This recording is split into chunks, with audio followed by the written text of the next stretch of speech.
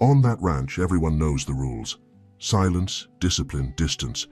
The owner is the kind of man who speaks little, commands a lot, and looks like he's always calculating the next move. Now imagine the shock when a new nanny shows up and does the one thing no one there dares to do: challenge Mr. Ice, because a little boy just wanted to be held. The question is, who's going to give in first?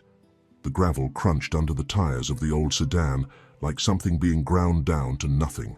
Kelsey Howard leaned forward, both hands tight on the steering wheel, and stared through the dust-streaked windshield at a house that didn't belong in her life. It was massive. White columns framed a porch that stretched across the entire front. Beyond the house, the land opened wide, green pastures rolling toward a line of oaks so far away they looked painted against the sky. The air smelled different here: dry grass, cedar, and something sweet she couldn't name. East Texas in late spring had a scent that stuck to your skin. She cut the engine and sat there for a moment. 26 years old, everything she owned fit in 2 suitcases and a cardboard box in the back seat. No one had asked where she was going when she left. No one ever did. She stepped out, smoothed the front of her white cotton blouse, and walked toward the porch. Her shoes were wrong for this place. Thin-soled flats that felt every stone. But they were the best she had, and she'd learned a long time ago to walk steady even when the ground wasn't kind. The front door opened before she reached the steps. He filled the doorway the way a wall fills a gap. Tall, broad across the shoulders in a way that made the doorframe seem smaller than it was.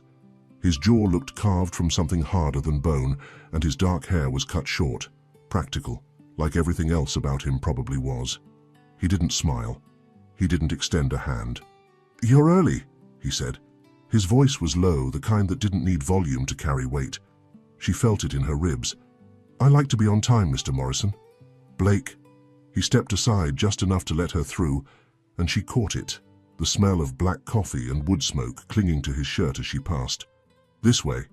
He walked ahead without checking if she followed. The hallway was wide and cool, lined with dark wood and framed photographs she didn't have time to study.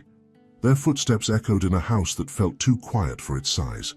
If this story is touching your heart, show your support. Leave a like, subscribe to the channel, and share it with your friends. Every action helps us keep bringing you new stories full of emotion. He led her to a sitting room and stood behind a leather chair instead of sitting in it, his arms crossed over his chest.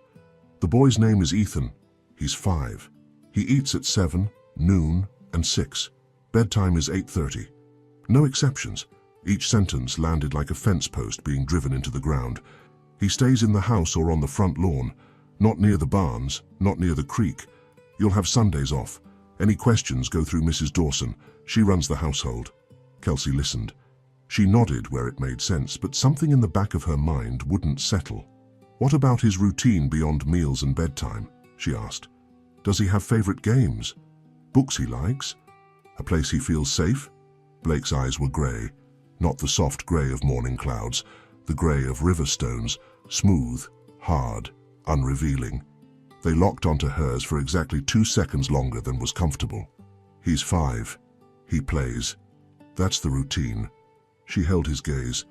Something flickered behind those stone-colored eyes, but it was gone before she could name it. A sound broke the silence. Small feet on hardwood, moving fast. The boy appeared in the doorway like a bird that had just found an open window.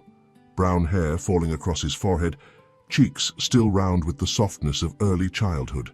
His shirt was untucked on one side. He looked at his father first, a quick, searching glance, and then at Kelsey. "Hi," he said. Quiet, careful.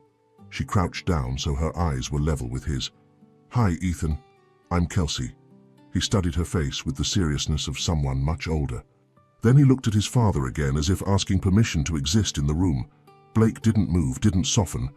"Go wash up. Dinner's soon." The boy turned and padded away, one hand trailing along the wall as he went. Kelsey stood slowly. Something pressed against the inside of her chest, a weight she recognized. She had been that child once, the one who looked at adults like they were weather, unpredictable, possibly dangerous. "I'll need to know more than his schedule, Mr. Morrison." "Blake. Blake." She let his name sit in the air between them.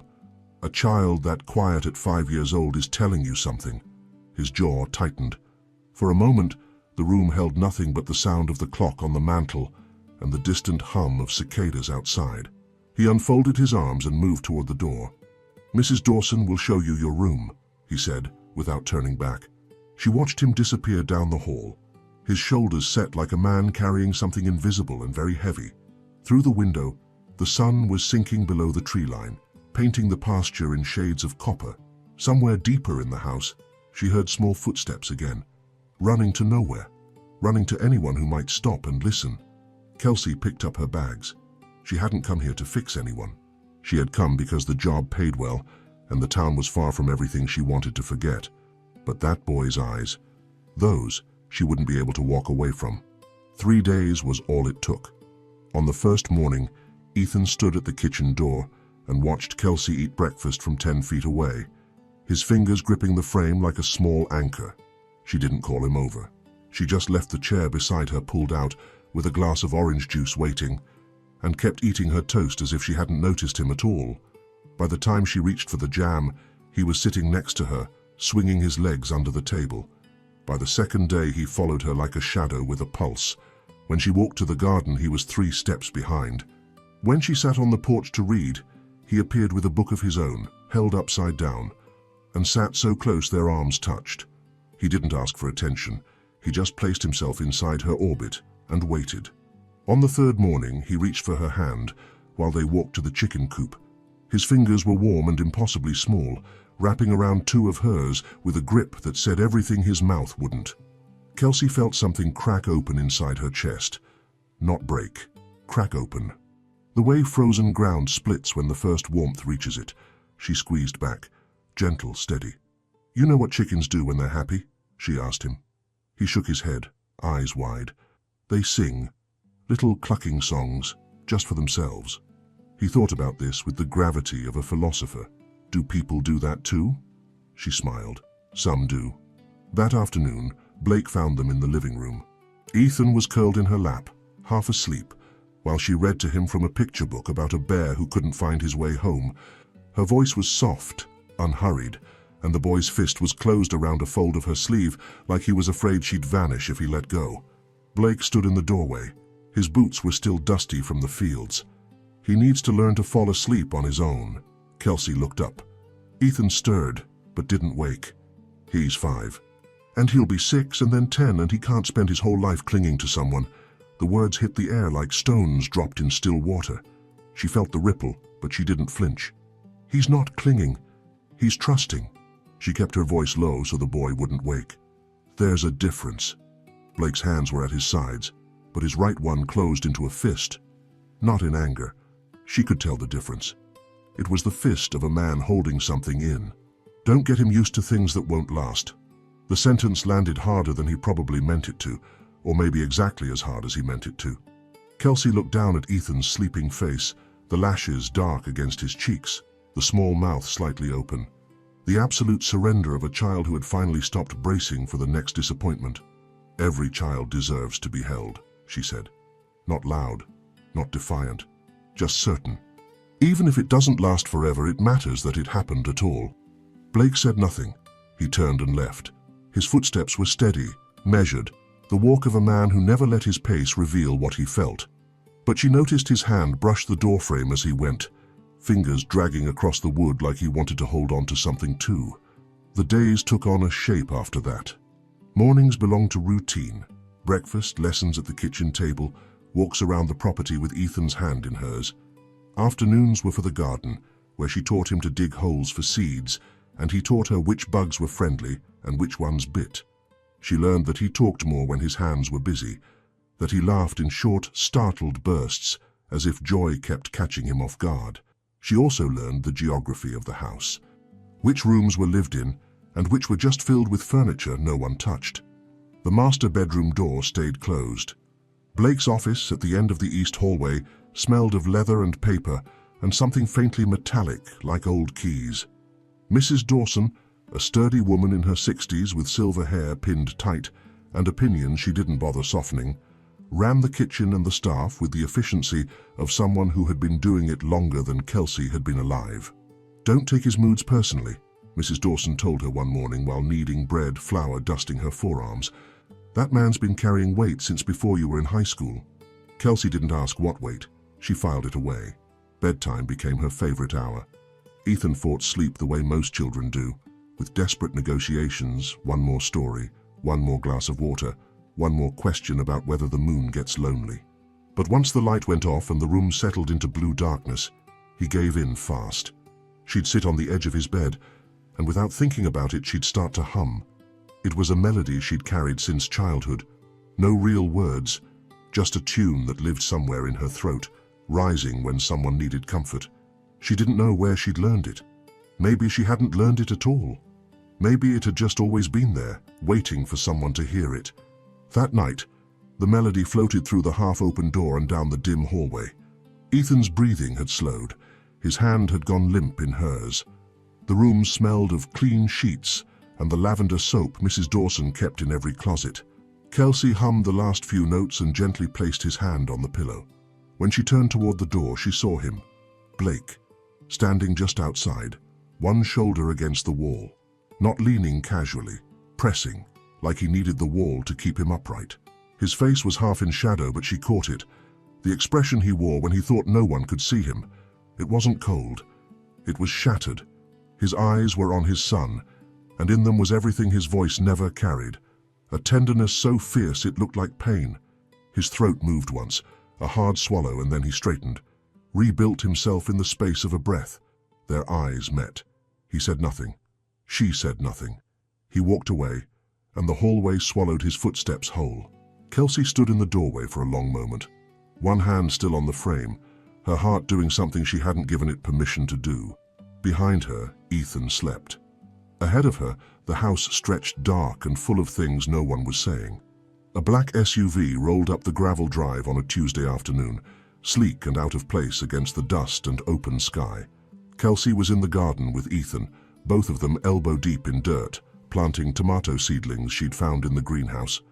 Ethan had soil on his chin and was explaining, very seriously, that worms were actually brave because they lived underground without any light. She heard the car door close. A sharp, clean sound. The woman who stepped out looked like she'd been assembled from a magazine. Blonde hair swept into a twist that didn't move in the wind. A cream-colored blouse tucked into tailored pants, heels that sank into the gravel like they resented every step. She carried a small leather bag and nothing else, not even a glance toward the garden where her son was kneeling in the mud. Ethan saw her. His hands stopped moving. The brightness that had been in his face a moment ago drained out of it like someone had pulled a plug. He didn't run to her. He didn't call out. He just sat there, very still, with a tomato seedling dangling from his fingers. Kelsey watched his whole body change. "Come on," she said gently. "Let's wash up." Inside, the house shifted. The air felt tighter, as if the walls had drawn closer together. Kelsey led Ethan to the kitchen sink and helped him scrub the dirt from his hands, while Mrs. Dawson moved through the room with the focused silence of a woman preparing for weather. "How long this time?" Kelsey whispered. Mrs. Dawson didn't look up from the counter. "A day, maybe 2. Never longer than she has to." The woman's name was Victoria.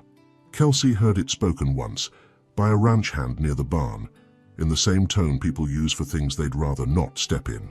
That evening, Kelsey crossed paths with her in the hallway outside Ethan's room. Victoria was coming from the master suite, phone in hand, heels clicking a rhythm that echoed off the hardwood. She stopped when she saw Kelsey, looked her over from shoes to hair with the slow precision of someone appraising a piece of furniture they hadn't ordered. "You're the new one," Victoria said, not a question. "Kelsey, I take care of Ethan." Victoria's lips curved, not a smile, something thinner. "Well, don't get too comfortable. They never stay long." She walked past without waiting for a response. Her perfume trailed behind her, heavy, floral, suffocating. It lingered in the hallway for minutes after she was gone. Kelsey stood there, her jaw tight. She'd known women like this, women who treated kindness as stupidity and warmth as weakness. They didn't frighten her. What frightened her was the boy 3 rooms away who had a mother who walked past his door without stopping. At dinner, Victoria sat at one end of the long table, Blake at the other. Ethan was between them, small and careful, eating his food in silence. Victoria spoke about a fundraiser in Dallas, about a designer she'd hired for something, Her voice floated above the table like smoke, present but untouchable. She didn't speak to Ethan once. Not when he dropped his fork, not when he looked at her with those wide, searching eyes that were so much like his father's. It made Kelsey's chest ache. Not when he whispered something to himself that no one at the table caught. Blake ate without expression. His eyes stayed on his plate.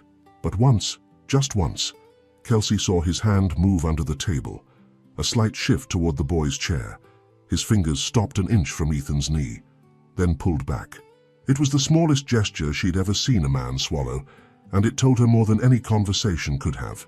Victoria left the next morning before Ethan woke up. No goodbye, no note on the kitchen counter, just the fading sound of tires on gravel and a house that exhaled once she was gone. Ethan asked where she went, only once. Kelsey told him that his mother had things to take care of in the city. He nodded like a boy who'd heard that answer before, and had stopped believing it a long time ago. She took him outside. They sat under the old oak by the fence, and she taught him to weave long grass into a braid. His fingers were clumsy and determined. He made one that fell apart 3 times before it held. "For you," he said, placing it in her palm. She closed her fingers around it and felt the sharp edge of a feeling she'd been trying to keep at a distance. That afternoon, the sky turned. Not slowly the way storms sometimes build.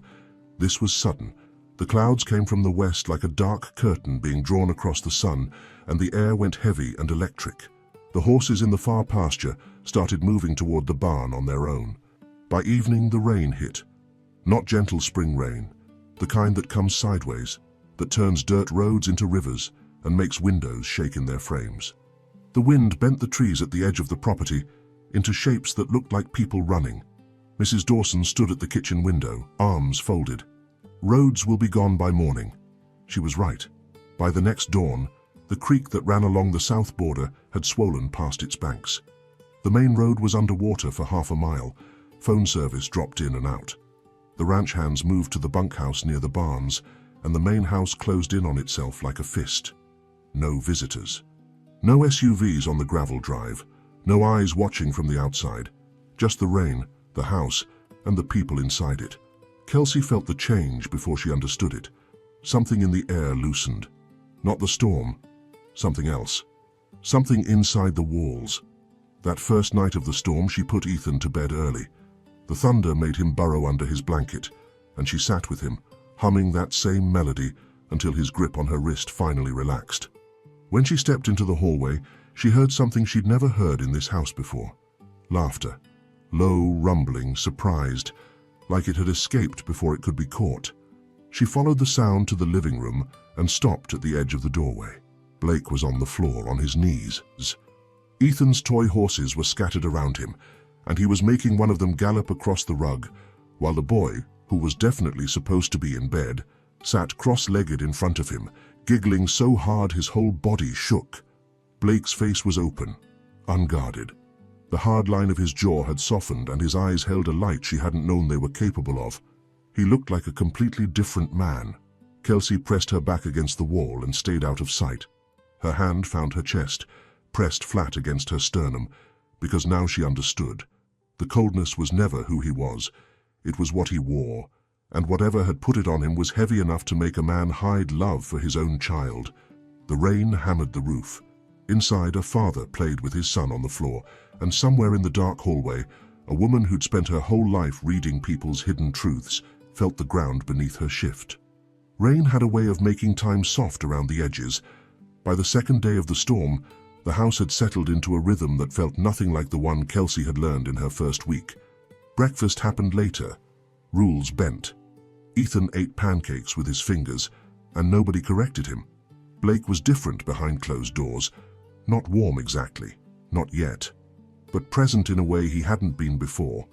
He sat at the table during meals instead of eating in his office. He answered Ethan's questions with more than one word. When the boy brought him a drawing of a horse with 6 legs, Blake studied it for a long moment and said with complete seriousness, "That's the fastest horse I've ever seen." Ethan beamed. Kelsey watched all of it from the edges of the room, cataloging every detail the way she always did. The way Blake's voice dropped half a register when he spoke to his son and thought no one was listening. The way his hand found the top of Ethan's head, brief, almost accidental, before pulling away. She noticed his hands often. They were large, rough-skinned, marked with small scars across the knuckles. Working hands. Hands that had built fences and signed contracts, and probably hadn't held anyone gently in a long time. "Stop it," she told herself. "That's not why you're here." On the second afternoon, the power went out. Mrs. Dawson lit candles throughout the house and produced a gas stove from a closet, like a woman who had survived storms before and intended to survive this one comfortably. The house smelled of beeswax and the beef stew she had simmering by late afternoon. Ethan fell asleep on the couch after lunch, a blanket pulled to his chin, one sock on and one off. Blake covered the bare foot without waking him. That was the moment Kelsey chose to ask. "He adores you." She said it quietly, standing near the bookshelf with a mug of tea cooling in her hands. "Even when you keep your distance, he watches you like you're the most important thing in every room." Blake straightened from the couch. His expression closed halfway, an automatic response like a door swinging shut on a spring. "Kids watch everything. He doesn't watch me like that, or Mrs. Dawson, just you." The candle on the side table flickered. Shadows moved across his face, and for a second she saw something fracture behind his eyes. He looked at Ethan, then at the floor, then at nothing. "There are things I can't explain," he said. "I'm not asking you to." He looked at her then, really looked at her. Not the way he'd looked at her that first day, assessing, dismissive. This was something raw, like a man standing at the edge of a cliff, trying to decide whether the person in front of him would push or pull. "Why do you do that?" he asked. "Do what?" "Stay calm when anyone else would push." She took a sip of her tea. It had gone lukewarm. "Because I know what it looks like when someone's carrying more than they can say. Pushing doesn't help. It just makes the load shift." He didn't respond, but he didn't leave either. That evening, with Ethan asleep and Mrs. Dawson retired to her quarters, the house felt enormous and small at the same time. Kelsey was in the kitchen washing the last of the dishes when Blake came in and poured himself a glass of water. He stood at the counter 3 feet away, and the silence between them was so full she could feel it against her skin. "My father was accused of something he didn't do," he said. Just like that. No preamble, no warning. "Years ago. It nearly destroyed him." She turned off the faucet, dried her hands slowly, gave him the quiet he needed to keep going. "I made choices to protect him. Choices that cost me, more than I knew they would at the time." His voice was steady, but the steadiness sounded like effort, like a bridge holding weight it wasn't designed for. "I understand that," she said. "Making a decision to protect someone, and then living inside it even when it starts to crush you." He looked at her. "You've done that?" "Not the same way. But I know what it's like to stay somewhere that hurts, because leaving would hurt someone else more." She paused. "I also know what it's like to leave places where nobody noticed." The kitchen was dark, except for the single candle on the counter. The rain was constant now, a sound so steady it had become almost like silence. She could see the line of his throat, the tension in it, the way his Adam's apple moved when he swallowed. "Nobody should have not noticed you," he said. 5 words. They landed in a place inside her that she kept locked. She didn't answer. Couldn't. She just held the dish towel in both hands and felt her pulse in her fingertips. Later, close to midnight, the rain eased for the first time in 2 days.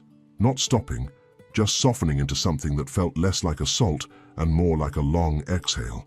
Kelsey stepped onto the back porch.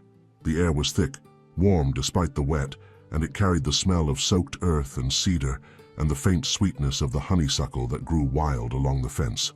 She leaned against the railing and breathed, footsteps behind her. She didn't turn around. She already knew the sound of his walk, heavier on the left foot, a rhythm that was his alone.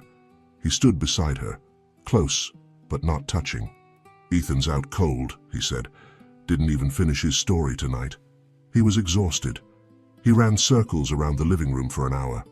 A pause, almost a smile. "He gets that from my mother. She never could sit still either." Kelsey laughed softly, and the sound seemed to catch him off guard. She felt him shift beside her, felt the heat of his arm near hers. The wind picked up, just enough to cut through the warmth of the porch. She crossed her arms over her chest, suppressing a shiver. He moved before she registered it. His jacket, heavy canvas, worn soft at the edges, settled over her shoulders. His hands lingered on the collar, adjusting it, 1 second too long. She looked up. He was close, closer than he'd ever been. She could see the faint scar near his left eyebrow, the individual strands of dark hair the humidity had loosened across his forehead. His eyes were locked on hers, and in them she saw something she wasn't prepared for. Want, not casual, not careless. The kind that had been held down so long it had become pressure. His gaze dropped to her mouth, stayed there. She felt his breath, warm, uneven. The space between them was measured in inches, and it was shrinking. Her heart was in her throat, beating so loud she was certain he could hear it. He leaned in and stopped. His eyes closed, his jaw clenched so hard she saw the muscle jump beneath the skin. He exhaled through his nose, a rough, controlled sound, and stepped back. "I'm sorry." His voice was hoarse, scraped, raw. "I shouldn't have. I'm sorry." He was inside the house before she could form a single word. Kelsey stood on the porch, his jacket still warm on her shoulders, the taste of almost on her lips. Her hands were trembling. It wasn't the cold. The storm broke on a Thursday morning. By noon, the sky had cleared into a blue so sharp it looked like it could cut. The ranch hands returned to the fields, the roads dried into passable mud, and the house opened its doors again to the outside world. And Blake Morrison disappeared behind his walls, as if those 3 days had never happened. He left before breakfast, came back after dark. When he did cross paths with Kelsey, his eyes moved past her the way headlights sweep over a fence post, brief, functional, already somewhere else. He spoke in clipped instructions directed at Mrs. Dawson. He ate alone in his office. The door stayed shut. Kelsey felt it like a change in temperature. One day the air between them had been warm and full of unfinished sentences. The next, it was January. She didn't chase him. She'd spent too many years chasing people who were already gone to waste energy on another one. But something about this retreat was different. It wasn't indifference. Indifference doesn't slam doors. Indifference doesn't leave a room the moment someone enters it. This was effort. He was working hard to stay away. She noticed the signs because she couldn't help noticing things. Monday morning, the leak in her bedroom ceiling that had dripped during the storm, fixed. No one mentioned it. When she asked Mrs. Dawson, the older woman just shrugged and said, "Things get done around here." Tuesday, a jar of the wildflower honey she'd mentioned liking appeared on the kitchen counter next to the coffee pot. No note, no explanation.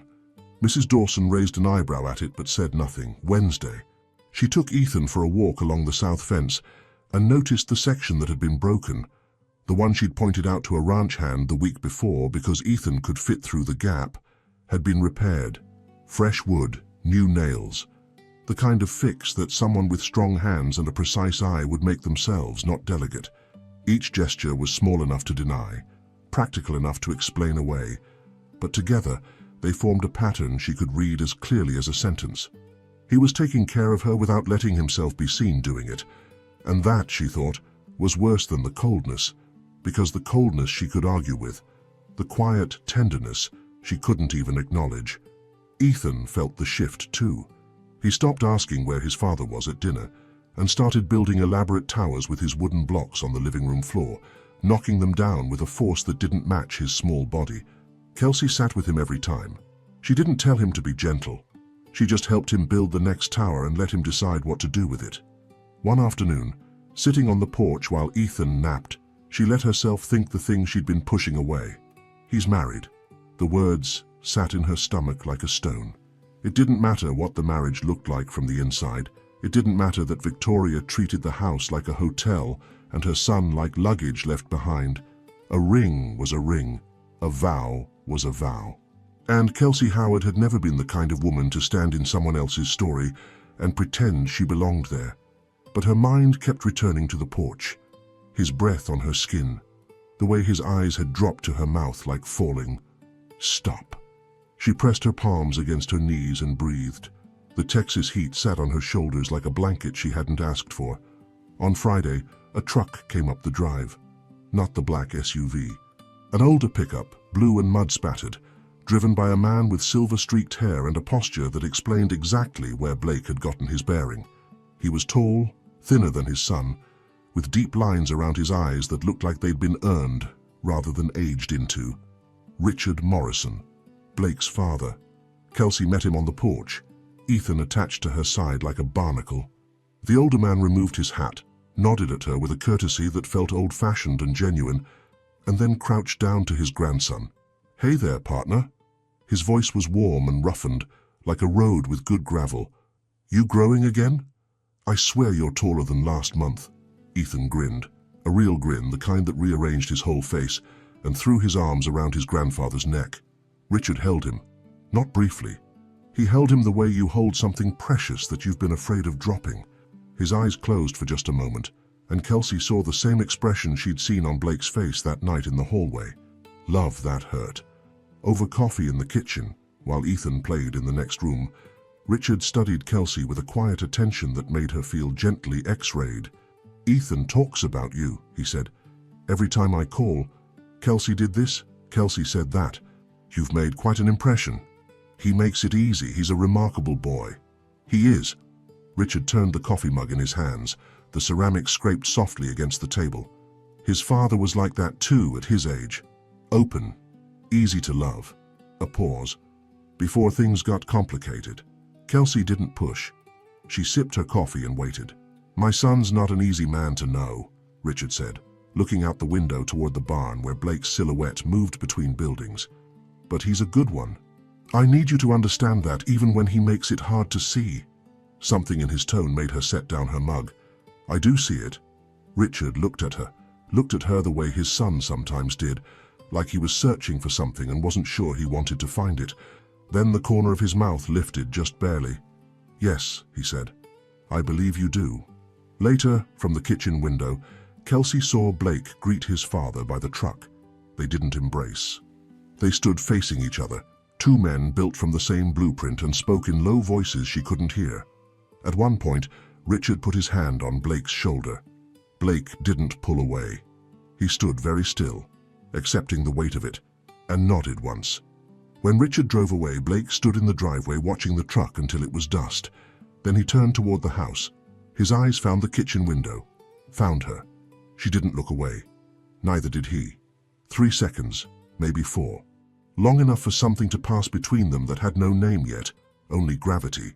He broke first, dropped his gaze, adjusted his hat, and walked toward the barn. Kelsey exhaled. Her hand was on her chest again. That same spot. The one that seemed to respond to him like a compass to north. She turned back to the kitchen and found Mrs. Dawson watching her from the stove with an expression that was equal parts knowing and worried. "Careful," Mrs. Dawson said. Just one word. Kelsey didn't pretend not to understand. It happened on a Sunday. Kelsey was folding laundry in the small room off the kitchen, her hands moving through the familiar rhythm of cotton and warm fabric. Ethan was in the living room, 10 steps away, playing with a set of small plastic animals a ranch hand had brought him from town. She could hear him making soft sounds, a roar for the lion, a neigh for the horse, the private soundtrack of a child lost in a world only he could see. Then the sound changed, a cough, short, tight, not the loose cough of a cold, something sharper. She stopped, listened. Another cough, then nothing. The silence was wrong. It was the loudest silence she'd ever heard. She dropped the shirt in her hands and moved. Not ran. Her body knew before her brain did that panic would cost seconds she didn't have. She rounded the corner into the living room and saw him. Ethan was standing, both hands at his throat, his face dark red, his eyes wide and round and locked on hers with a terror that drove a spike through her chest. His mouth was open, but no air was moving. A small plastic piece, the horn of a toy rhinoceros, was lodged somewhere it shouldn't be. She was behind him in 2 strides, knelt, wrapped her arms around his small body and pressed her fist just above his navel. 1 thrust. Nothing. His body jerked in her arms. 2nd thrust. Harder. Precise. The piece flew out. Hit the hardwood floor with a tiny sound that had no right to be so quiet. Ethan gasped, a raw, tearing inhale that filled the room like a scream. Then he was coughing, crying, breathing, all at once. And she pulled him against her chest and held him so tight her arms shook.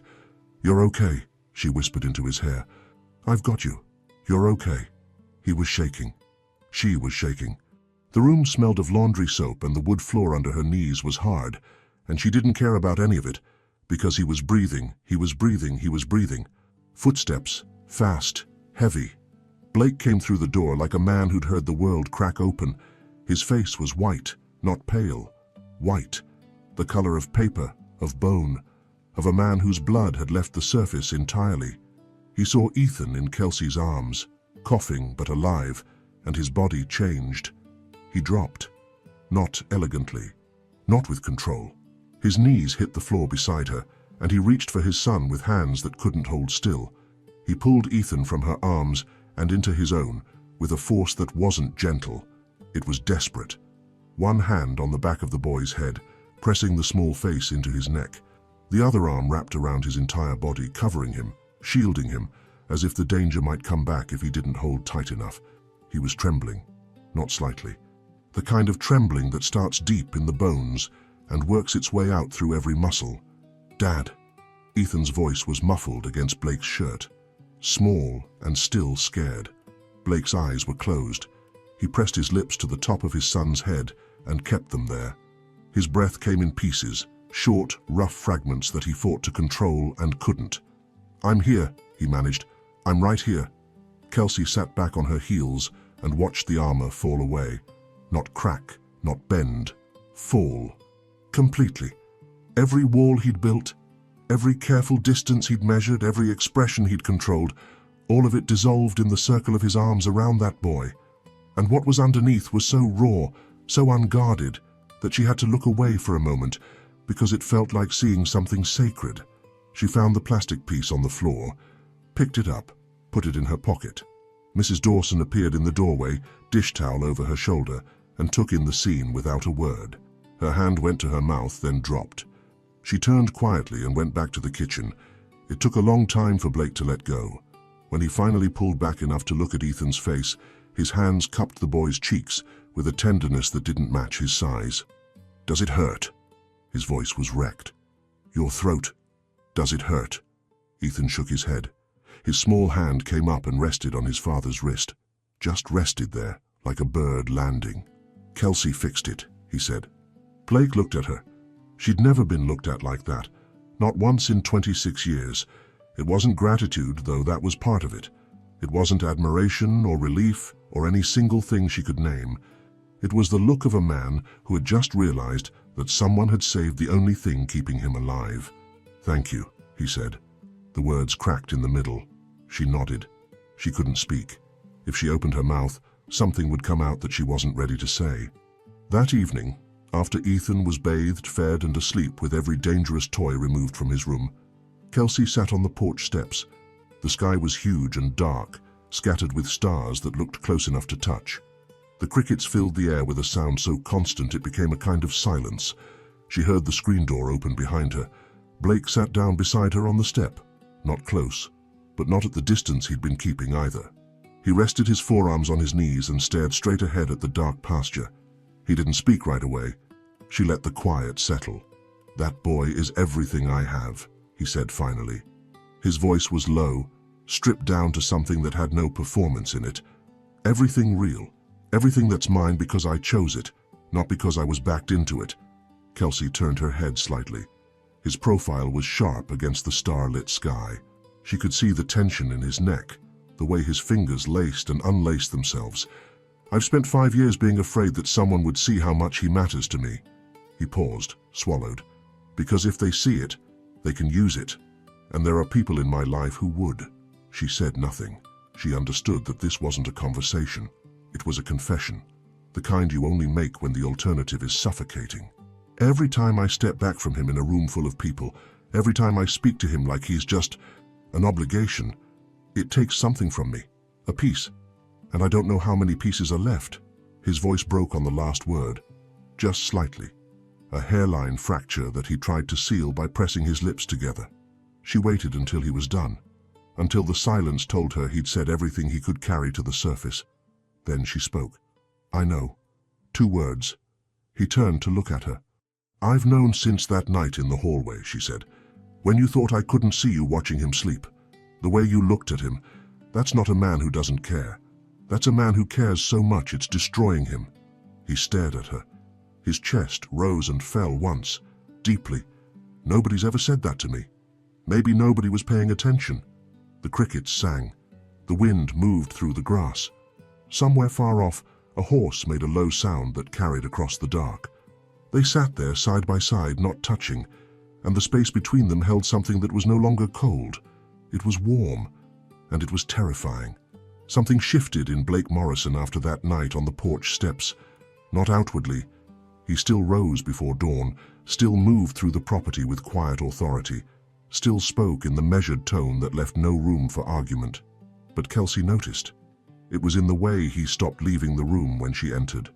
The way his eyes, instead of sliding past her, would settle for a beat too long before moving on. He started showing up in the kitchen at the same time she made Ethan's afternoon snack, leaning against the counter with a glass of water he didn't seem to drink, listening to the boy chatter about bugs and horses and why clouds moved. He was letting himself be in the same space as her. For a man who had perfected the art of absence, that was enormous. One morning she came downstairs and found the coffee already made. Not by Mrs. Dawson. The housekeeper didn't arrive until 7. Beside the fresh pot sat her mug. Not his, hers. The white one with the chipped handle she'd claimed on her first day, because it fit her hand perfectly. He'd noticed which mug she used. She poured the coffee and tried very hard not to think about what that meant. The days that followed were full. She and Ethan built a fort from couch cushions and a bedsheet. She taught him to count to 20 in a song she made up. On the third day, Blake came home early, found the fort still standing, and ducked his head inside where Ethan was hiding with a picture book. Solid structure, good roof. Ethan's laugh rang through the house. Kelsey, watching from the hallway, felt warmth bloom in her chest and immediately distrusted it. He's married. The thought came like clockwork. A cold splash of reality whenever her mind drifted toward the shape of his jaw, or the way his forearms looked, when he rolled his sleeves in the heat. She'd seen the emptiness of it. Victoria drifting through the house like a guest at a party she hadn't wanted to attend. The separate spaces. The complete lack of a shared life. It wasn't a marriage. It was an arrangement. But knowing that didn't give her permission. It was a Thursday evening when everything changed. Ethan was asleep. Mrs. Dawson had left early. The house was still. The tick of the clock, the creak of old wood, the distant low of cattle. Blake appeared in the sitting room doorway. She could see he'd been carrying something to this moment for a long time. His jaw was tight, his shoulders squared the way they got when he was bracing. "Can we talk?" She closed her book. "Of course." He sat on the ottoman across from her, close, his knees almost touching hers. He laced his fingers together. The knuckles went white. "I need to tell you something. Let me finish before you say anything." She nodded. He told her about Gerald Ashworth, his father-in-law. Wealthy, connected, respected in ways that made powerful men careful around him. He told her about the fraud, how Gerald had orchestrated a scheme inside his own company and manufactured evidence pointing to Richard Morrison, how the threat of prosecution, public shame, prison, had been held over the family like an axe. "He gave me a choice." Blake's voice was flat, like he was reading a report about someone else's life. "Marry his daughter, produce an heir, keep the alliance intact. In return, the charges against my father disappear." Kelsey's hands were still in her lap. "I was 26. My father was 58, looking at the end of everything he'd built. His name, his freedom." Blake's fingers tightened. "I took the deal." He told her about the wedding. Cold, efficient, witnessed by lawyers. About Victoria, who wanted the Morrison name but not the man. About the single night that produced Ethan. Mechanical, obligatory, buried so deep he could pretend it hadn't happened. Ethan was the only real thing that came out of it. His voice softened here, like metal heated just enough to bend. "And from the moment he was born, I knew Gerald would use him. So I hid it. How much I love that boy. I hid it from everyone." He looked up. His eyes were red-rimmed but dry. "I've decided something. I'm going to offer Gerald a deal. My share of the company, every cent, every contract, every account, all of it. In exchange, Victoria gives me full custody. I keep the ranch, I keep my son, I lose the money." He paused. "I don't care about the money." The room smelled of old leather and lemon oil, and the sharp electric scent of a man laying himself open for the first time in a decade. "I've never told anyone this," he said. "Not the full truth, not all at once." She leaned forward, just enough that the distance between them closed by inches. "You don't have to carry this alone anymore." His breath caught. She saw the hitch in his chest, the tremor in his hands. "Whatever you decide, I'll be here, Blake." He stared at her. Something cracked. Not the armor, that had already fallen. Something deeper. The belief, held for years like a stone, that he didn't deserve anyone standing beside him. She held his gaze and didn't waver. He nodded once, stood, walked to the window and pressed his forehead against the cool glass. Outside, the stars burned without any idea of what they were witnessing. Inside, two people sat in the quiet aftermath of a truth finally spoken, and the house around them felt, for the first time, less like a fortress and more like a place where someone might choose to stay. Kelsey found it by accident. The kind of accident that only happens when you've been somewhere long enough to start touching things without thinking. It was a Saturday afternoon. Ethan was napping and she'd wandered into the study looking for something to read. The room was Blake's territory. Leather chair, mahogany desk, shelves running floor to ceiling with books collected over generations. It smelled of aged paper and the faint ghost of pipe tobacco. She ran her fingers along the spines. Farming manuals, legal texts, a few old novels. Her hand stopped on a thick hardcover near the end of the second shelf, a history of Texas ranching. She pulled it out, and as it cleared the shelf, something slipped from between the pages and clattered to the floor.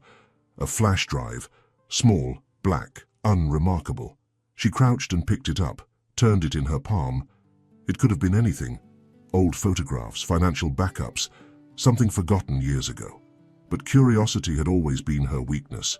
The same instinct that made her notice the details everyone else missed also made her unable to leave a loose thread unpulled. She sat at Blake's desk, opened the laptop and plugged in the drive. The folder was labeled with a string of numbers. A date, 8 years old. Inside were dozens of documents, financial records, internal memos, emails with names and figures highlighted. She wasn't a lawyer or an accountant, but she'd worked enough office jobs to recognize what she was looking at. Transactions routed through shell accounts, forged signatures, manipulated dates.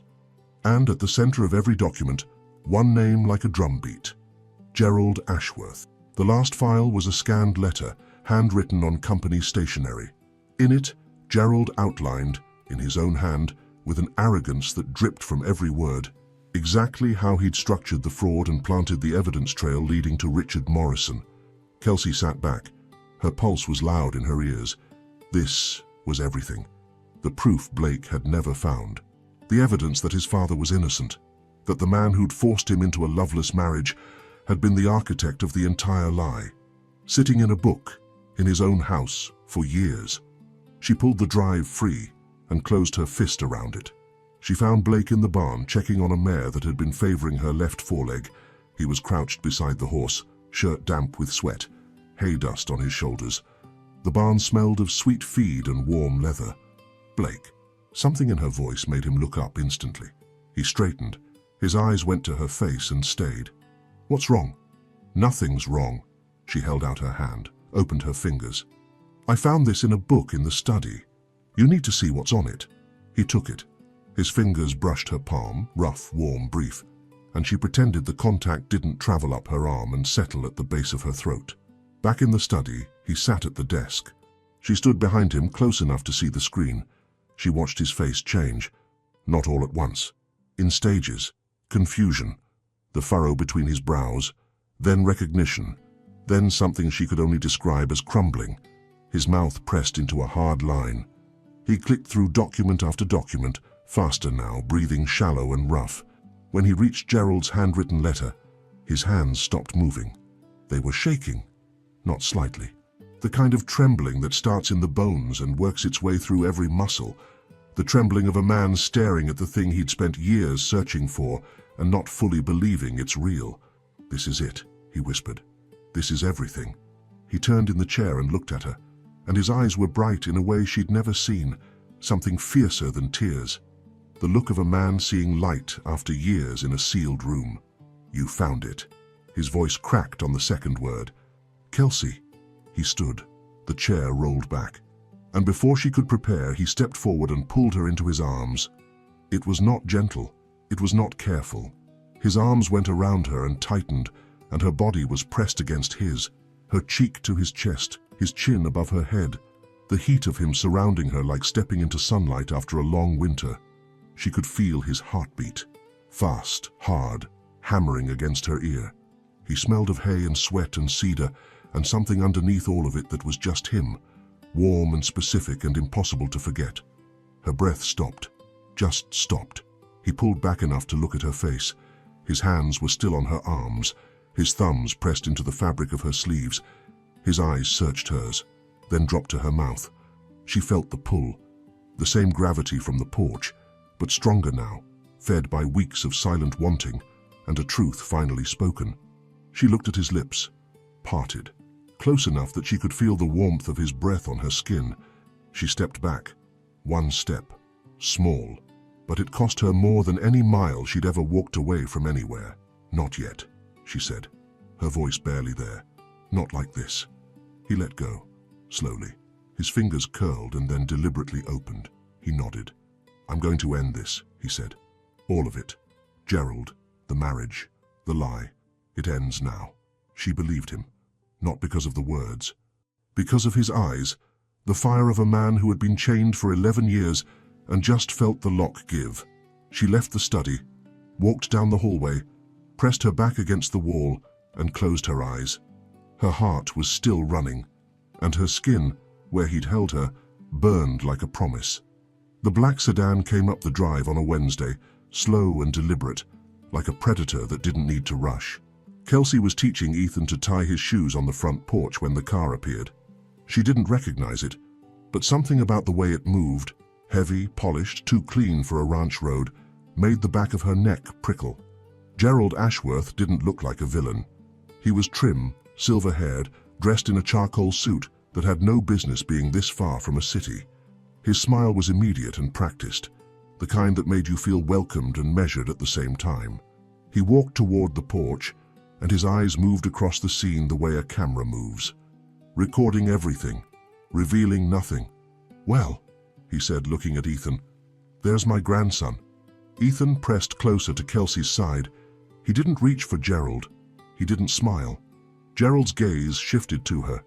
It traveled from her face to her hands on the boy's shoulders, and something flickered behind the polish, a calculation so quick she almost missed it. You must be the new help. Kelsey Howard. I take care of Ethan. I can see that. Blake came around the corner before Gerald reached the steps. His boots were dusty, sleeves rolled to the elbows, and when he saw his father-in-law, every line of his body locked, like a vault being sealed. Gerald. Blake. Gerald turned his smile the way a man turns a weapon. Thought I'd see how things are running. Victoria mentioned you've been distracted lately. Victoria hasn't been here in 3 weeks. She doesn't need to be here to know what's happening in her own home. The air became something solid. Ethan's fingers tightened on Kelsey's sleeve. Let's go inside, she told the boy, keeping her voice light. We haven't finished that puzzle. As she passed Blake, their eyes met. 1 second. In that second, she saw a warning, not for her to stay away from him, but from Gerald. Through the kitchen window, she watched the 2 men walk toward the barn. Gerald's hands were in his pockets. Blake's were fists at his sides. They spoke in voices too low to carry, but the body language was loud. At one point, Gerald leaned close, mouth near Blake's ear. Whatever he said made Blake's head snap toward the house, toward the kitchen window, toward her. Kelsey stepped back from the glass. The visit lasted 2 hours. Gerald toured the property, inspected fencing, spoke with the ranch foreman in a tone of familiar authority that made clear he considered this place partially his. He didn't ask to see Ethan again, didn't ask about the boy's health or interests. The child was furniture to him, something that existed to fill a purpose. Before leaving, Gerald stopped by the kitchen. Kelsey was at the sink. Ethan had gone to his room. Miss Howard. She turned. He stood in the doorway, one hand on the frame, smile in place, eyes flat as 2 coins on a table. You seem very dedicated to your work here. Ethan's a wonderful child. He is. A measured pause. A word of advice from someone who's known this family a long time. People come and go from this ranch. Staff especially.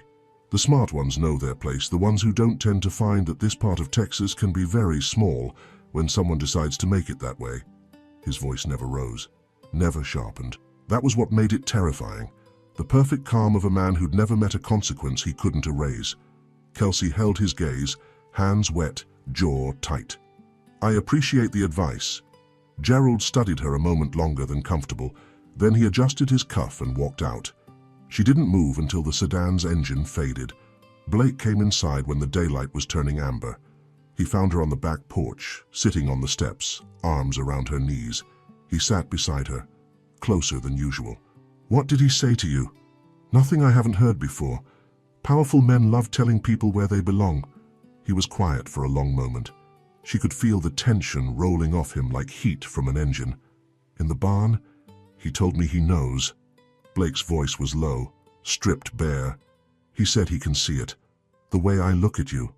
The way you are with Ethan. He said it gives him everything he needs. Kelsey's stomach dropped. He threatened to destroy my custody case before I file it. Said he'd drag your name into every courtroom and tabloid in the state. That I'd lose Ethan. And anyone standing next to me goes down too. The evening insects were beginning their chorus. The sky was orange and purple at the edges. He's afraid, Kelsey said quietly. Blake looked at her. He wouldn't make threats if he wasn't. You have that flash drive. He doesn't know it, but he feels the ground shifting. Scared men make noise, Blake. That's all this is. He stared at her. The tension in his face broke, not into softness, but into something close to wonder. How do you do that? Do what? See through everything and still not run. She looked at the sky. The first star had appeared, faint and stubborn above the tree line. Because I spent my whole life running, I'm tired of it. His hand, resting on the step between them, shifted. His little finger touched hers. A graze so light it might have been accidental. It wasn't. She didn't pull away. And there on the back porch, with a threat hanging over them like a low sky, two people who had survived by keeping distance let the smallest point of contact say what neither was ready to speak. She packed in the dark, not because she was hiding, because if she turned on the light, she'd see the room the quilt Mrs. Dawson had placed on her bed the first night, the wildflowers Ethan had picked and put in a jar on the windowsill, the books she'd lined up on the shelf, and she wouldn't be able to do what she needed to do. The suitcases were the same two she'd arrived with. Pulling them from under the bed felt like undoing months of something she wasn't allowed to name. She folded her clothes in quick movements. No pausing. Thinking was the enemy right now. Gerald's words circled in her head. Not the threat to her. She'd survived worse than a rich man's disdain. It was the threat to Ethan. The image of that boy being pulled from the only home he knew because a powerful man needed to prove he still held the strings. She couldn't be the reason that happened. If Gerald saw something between her and Blake, then the something needed to not be there. The only way to remove it was to remove herself. She zipped the first suitcase. Her hands were shaking. She sat on the bed and breathed. The room smelled of lavender soap and the faint sweetness of wilting wildflowers. Ethan had handed her that jar with both hands, fingers dirty from the garden, face serious as a surgeon. These are for your room, so it smells like outside even when you're inside. She pressed her fist against her mouth. Don't, not now. She finished packing at dawn, left both suitcases by the door, then went to find Blake. He was in the barn, feeding the horses before the ranch hands arrived. The morning was cool and pale, the sky still holding the last blue-gray of night. Horses shifted in their stalls. Hay tore softly from a bale. He saw her in the doorway and straightened. Something in her face told him, because his hands stopped moving. What's wrong? She stepped inside, close enough to see the pulse in his neck. I'm leaving. His expression didn't change. That was how she knew it had landed deep. When Blake felt something fully, his face went still. Not blank, frozen, like a lake icing over in real time. Gerald was right about one thing, she said, forcing her voice steady. If I stay, he'll use me against you. He'll build a case that you're unfit, distracted, that you've compromised your family for the hired help. The last words tasted bitter. I won't be the reason you lose Ethan. Blake's jaw moved. a slow, tight grind. That's not your decision to make. It is. I'm the one who can walk away and take the target with me. And go where? His voice was rough, scraped. Back to places where nobody asks you to stay? Back to being the person who leaves before she can be left? The words cut. Not because they were cruel, because they were true. Hearing them from the one person who had actually seen her made something in her chest crack. That's not fair, she whispered. None of this is fair. They stood 2 feet apart. Morning light filtered through the barn slats, drawing thin gold lines across the floor. A horse shifted. The world outside was waking up, unaware that 2 people were standing on the edge of something that couldn't be taken back. Her eyes burned. She blinked it away. I have to go. If I stay and he takes your son, he won't. You don't know that. I know I'm done making decisions out of fear. He stepped closer. I spent 11 years letting that man dictate my life, who I married, how I raised my son, whether I was allowed to feel anything. His voice was shaking and he wasn't hiding it. I'm not letting him take this too. She looked at him. His eyes were fierce and full of something that had been building since a night on the porch during a storm, since a hallway where he'd watched his son sleep, since a morning when he'd set out her coffee mug. She turned to leave. His hand caught her arm. Not hard, but certain. His fingers wrapped around her wrist with a grip that said, I am not letting you disappear. He pulled her back. She turned and he was right there, filling every inch of the space between them, his face so close she could see the flecks of blue hidden in the gray of his eyes. He kissed her, not softly, not tentatively. He kissed her like a man releasing months of silence, every swallowed word, every night spent lying awake, knowing she was 3 doors away and untouchable. His hand moved from her wrist to the back of her neck, fingers sliding into her hair, and the other arm pulled her against him with a need that had nothing careful left in it. She resisted for 1 second, her hands flat against his chest, feeling his heart hammering under her palms. Then she gave in. Her fingers curled into his shirt, and she kissed him back with everything she'd held since that porch, since his arms closed around her in the study, since the moment she understood his coldness was just love turned inside out to survive. The kiss tasted of coffee and morning air and the salt of something neither would admit to later. His hand trembled against her neck. Her breath came in broken pieces.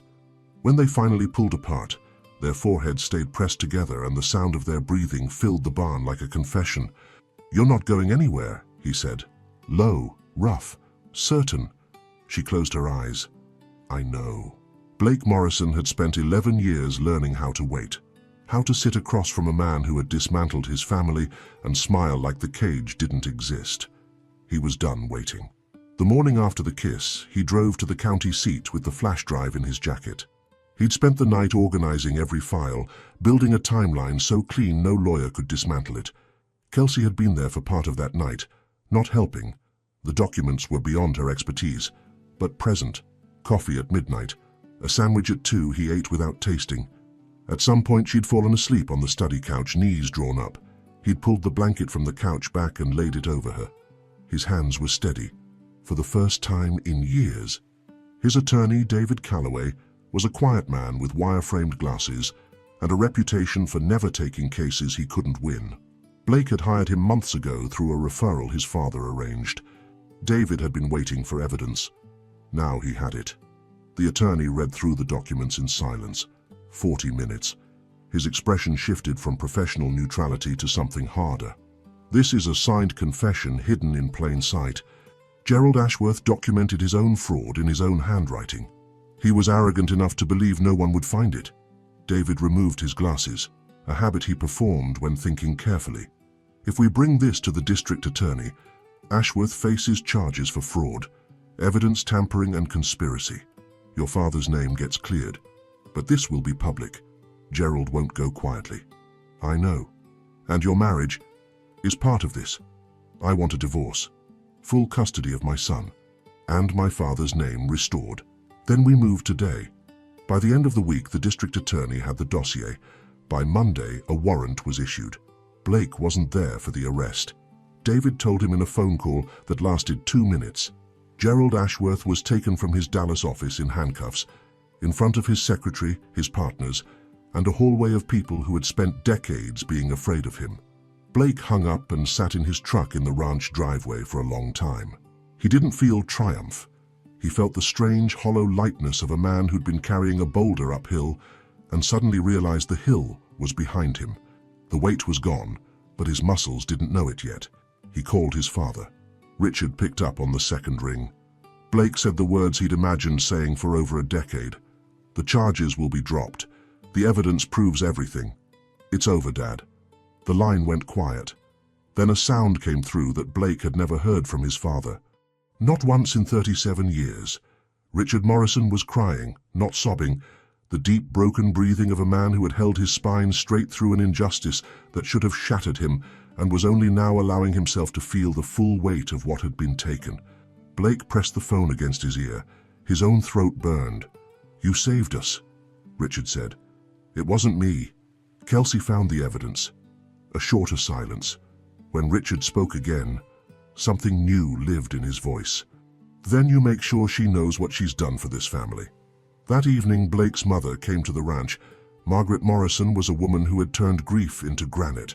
She carried herself with a stillness most people mistook for coldness, but it was the discipline of someone who'd learned that falling apart was a luxury she couldn't afford. She walked through the front door, saw her son in the hallway, and stopped. She didn't speak. She pressed both hands over her mouth, eyes filling, shoulders trembling. Blake crossed the distance and wrapped his arms around his mother for the first time since he was a young man watching his father's world collapse in a courthouse. She held on, small and fierce against his chest. Her fingers gripped the back of his shirt. "It's over, Mum." She nodded into his shoulder. Couldn't speak. Kelsey watched from the kitchen doorway.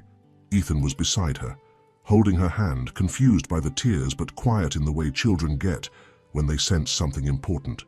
Margaret pulled back, wiped her face with the heel of her hand, looked at her grandson with eyes that were red and bright and full of a future she'd stopped believing in. Then she looked at Kelsey. The two women regarded each other across the hallway. Margaret's gaze was searching, the same deep, careful examination that ran in Morrison blood.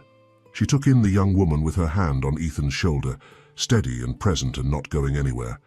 Margaret nodded. Once. It was the smallest gesture, but Kelsey understood it completely. That night, after Margaret had gone and Ethan was asleep, Blake found Kelsey in the kitchen washing the last plates. He stood behind her, not touching, close enough that she could feel his warmth along her back. "Thank you," he said. She turned off the water, didn't turn around. "For what?" "For finding what I couldn't. For staying when you had every reason to leave." She dried her hands, turned to face him. His eyes were soft in a way she'd never seen, not broken open by crisis, but simply open. "You did this, Blake. You chose to stop being afraid. You made me believe I could." She reached up and pressed her hand against his jaw. His eyes closed. He leaned into her palm like a man who'd been standing in cold for a decade and had just found a warm room. They stayed like that, her hand on his face, his breath against her wrist. The house was quiet, and for the first time, the quiet wasn't hiding anything. Victoria arrived on a Tuesday. No phone call, just the black SUV rolling up the drive with the certainty of someone who still believed this house owed her something. She looked different. The polish had thinned, her hair was pulled back without its usual precision.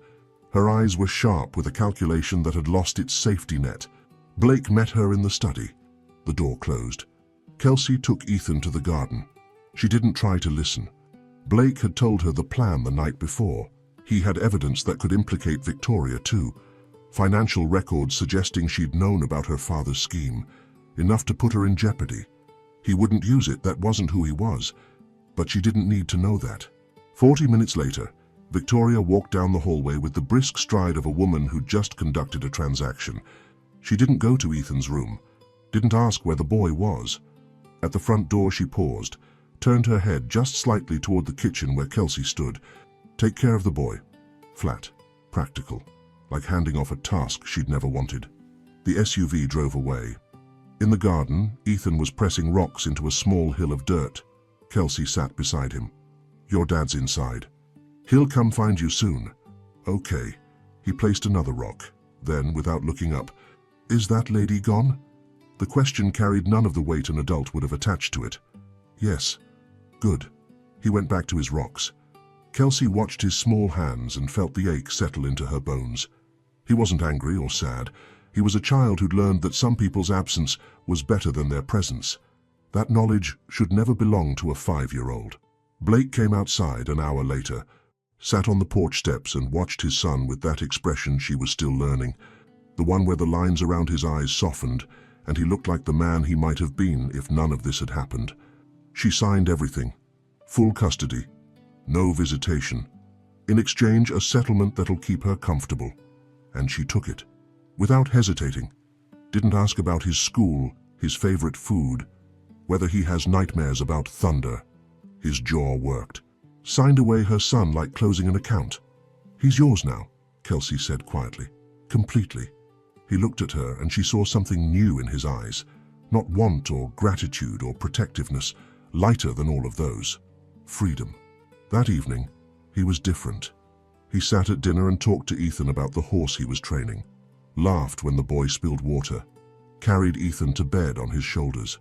From the hallway, Kelsey heard him reading the bedtime story in a voice that didn't rush, didn't clip, didn't hold anything back. She was on the porch when he found her. The same porch, the same railing where she'd leaned during the storm. The night was warm and still, stars so thick they looked like salt across dark cloth. The air carried cut grass and the distant sweetness of honeysuckle. He stood beside her. His arm brushed hers. "It's over," he said. "The marriage, the leverage, all of it." She turned to face him. In the low light, his jaw was strong and his mouth almost smiling, and his eyes held hers without any wall behind them. "There's nothing between us anymore. No excuse to stop." Her heart was a drum. She felt it in her throat, her wrists, the tips of her fingers. He reached for her. His hand found her waist. Slow, deliberate, savoring. His thumb traced the curve of her hip through thin cotton, and the sensation traveled through her like warm water. She stepped into him. Her hands rose to his chest, feeling the heat beneath the fabric, his heartbeat accelerating under her palm. He kissed her forehead, then her temple, then the line of her jaw, unhurried, each kiss a word in a language she was learning. When he reached her mouth, he paused, a breath against her lips, the space charged and trembling. She closed it. This kiss was different from the barn. That one had been desperate, fueled by fear of losing. This was its opposite. The kiss of a man who finally had permission to stay, his arms wrapped around her. She felt the full length of him, the breadth of his chest, the strength in his arms, the way his body curved around hers like shelter. Her fingers found the back of his neck, and he made a sound against her mouth, low somewhere between relief and surrender. When they separated, her eyes were wet. Not from sadness. "Stay with me tonight," he whispered, forehead against hers. She nodded. He took her hand. Led her inside. The house was dark and silent, and theirs. What happened behind the closed door was not fire. It was warmth. The careful, trembling warmth of two people who had learned to sleep with their guard up, finally letting it down in the same room, at the same time. His hands moved over her skin with the reverence of someone touching something he'd been afraid to reach for. She traced the scar near his collarbone with her fingertip, and he shivered. Not from cold, from being known. Every touch was a question answered gently.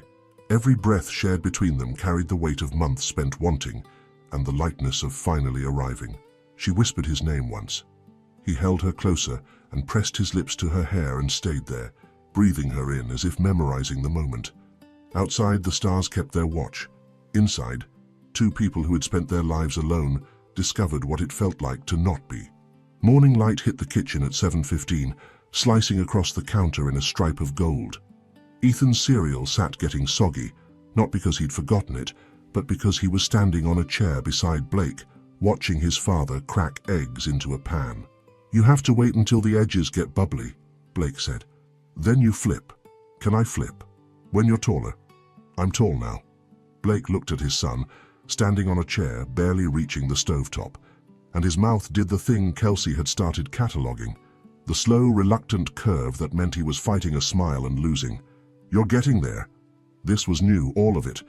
Blake Morrison making breakfast with flour on his forearm and a dish towel on his shoulder. standing in his own kitchen like a man who'd just discovered the room existed. Kelsey sat at the table with her coffee and let herself watch. The week since Victoria's departure had reshaped the house from the inside. The air changed. Doors stayed open. Voices carried without being measured first. Ethan's toys migrated from bedroom to living room to porch to barn, leaving a trail of plastic animals across the property, like breadcrumbs marking the path of a boy who finally felt safe enough to take up space. Blake was relearning his son. Meeting Ethan for the first time without fear between them, he discovered the boy loved horses but was terrified of butterflies, that he counted everything in sets of 3, that he could sit still for an hour with crayons but couldn't last 5 minutes in a chair without something to hold. One afternoon she found them on the porch, Ethan asleep in Blake's lap, one small hand curled around his father's thumb. Blake stared at the boy's face with tenderness that looked almost like grief, the kind that comes from realizing how close you came to never having something. He looked up when he heard her. His eyes found hers, and something in them settled, like a compass finding north. She sat beside him, rested her head against his shoulder. "He drools when he sleeps," Blake whispered. "I know. He got my sleeve yesterday." A quiet laugh that shook his chest without making sound. They had their own rhythms now. Morning coffee before the house woke, his hand finding the small of her back as he passed in the kitchen. Evening walks along the south fence, while Ethan rode Blake's shoulders and narrated every cloud. Nights that started on the porch and ended tangled in the dark, learning each other, where he was ticklish, where she was sensitive, the sound she made when he kissed the hollow of her throat, how his breathing changed when her fingers traced his spine. He was different in private, unguarded. He talked about his mother's cooking, a horse he'd had as a boy, the tree house he built one summer that collapsed the first time it rained. Small stories people only share when they trust the listener to hold them gently. She shared too. The foster home where she'd learned to braid hair on a doll with no eyes. The teacher who told her she wrote like someone who paid attention. Words that carried her through years when nothing else did. The night she left her last apartment with everything in 2 bags and drove until the road ran out in Texas. "Then it brought you here," he said. "Then it brought me here." Richard visited Sundays now. He looked younger, not physically, but something in his posture had unlocked. He stood taller, played with Ethan on the floor with the same rumbling laugh Blake had. Margaret came sometimes too, warming to Kelsey in increments. A compliment on the garden, a recipe shared without being asked, a moment when she straightened Kelsey's collar with the unself-conscious care of a woman who had already decided. It was a Thursday evening in late September when Blake took her hand and led her to the porch. Their porch. The place where everything between them had its roots, the almost kiss during the storm, the first confession, the night they'd crossed every line. The sky was deep orange at the horizon. Crickets were beginning. He turned to face her, held both her hands. She noticed they were trembling. Blake Morrison, the man who'd stared down Gerald Ashworth, who ran a ranch with iron hands, was trembling. "I had a whole speech," he said. His voice was thick. "Practiced it in the truck, twice." Her pulse climbed. He reached into his pocket. A small, velvet box, worn at the edges. Inside was a ring, a diamond set in white gold, the band carrying the patina of age, not new, inherited. "This was my grandmother's. She wore it for 52 years. My grandfather put it on her hand in a kitchen that smelled like bread, and she never took it off." Kelsey's vision blurred. Warmth slid down her cheek. "I'm not good at this." His thumb brushed her knuckles. "I don't have the right words, but I know every morning I want your face to be the first thing I see. I know my sun lights up when you walk into a room, and I know this porch, this ranch, this life, none of it means anything if you're not in it." He took a breath. "Marry me." She said yes before he finished the word. He slid the ring onto her finger. It fit perfectly, and she laughed through the tears because of course it did. He pulled her against him and kissed her. Slow, deep, tasting of salt and gratitude and the future. Somewhere inside the house, a small boy pressed his face to the window and grinned. The magnolia tree at the edge of the west pasture had been blooming for a week, branches heavy with white flowers that opened like hands reaching for the sky. Kelsey hadn't chosen it for the ceremony. The tree had chosen itself. It was where Ethan sat and counted ants, where Blake stood at the end of long days watching the sun go down, where she had once sat alone during her first week and wondered if this place could ever feel like hers. Now she stood beneath it in a simple ivory dress, barefoot in the grass, and knew the ceremony was small. No caterers, no rented chairs, no string quartet. Just the people who mattered, standing in a loose half-circle under a Texas sky so blue it looked painted. Richard stood to Blake's left, eyes bright and steady.